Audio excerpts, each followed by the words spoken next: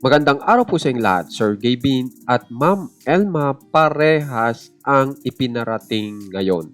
Alamin po natin lahat yan dito sa ating video.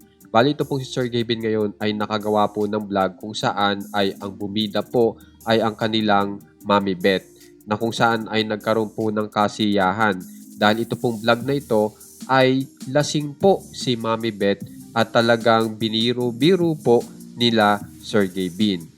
Pero meron din pong kasamang kilig ang naturang vlog dahil po sa nyepyo na kung saan ay tinanong po si Nye kung sino ang gustong makapartner po sa pagsayaw ng Pearly Shell.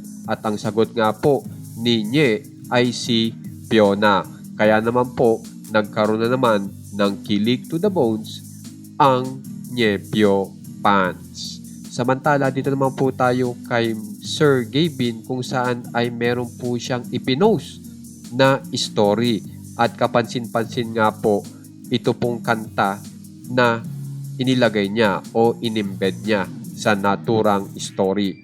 So ito po yon, yung story na kung saan ay pinakita po ni Sir Gavin yung kanyang mga na-achieve ng mga sasakyan. Kung mapapansin nyo, napakarami na pong na-achieve ni Sir Gavin na sasakyan na kung saan ay talagang mga collectibles pa. Pero kapansin-pansin nga po yung inilagay niyang music dito na ito po ang lyrics na nakalagay. Wake up, it's a brand new day. Make a brand new way. It's a really nice morning.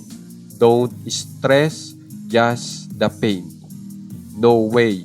Hear the little bird say, it's a really nice morning. This is the day that everything changes.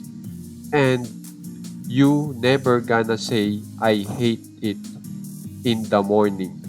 Wake up, it's a brand new day.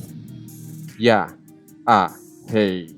So kung mapapansin nyo po dito sa message ng kanta na ini-upload po ni Sir Gavin ay talagang halatang in pain pa rin po. Okay, si Sir Gavin at talagang nagpapaka-positibo.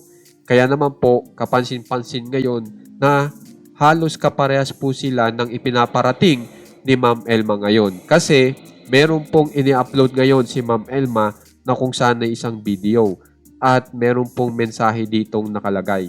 So basahin po natin na kapansin-pansin po na magkaparehas po sila ng ibinibigay na ideya na ang nakalagay nga po dito ay this is what period pain looks like and we're still expected to show up like nothing's wrong.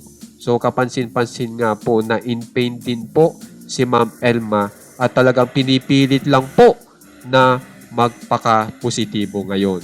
Kaya naman guys, kung gusto nyo pong ma-update sa nangyayari po kina Ma'am Elma at kina Sir Gavin, subscribe na po kayo sa ating channel na One Katawa. Maraming salamat po.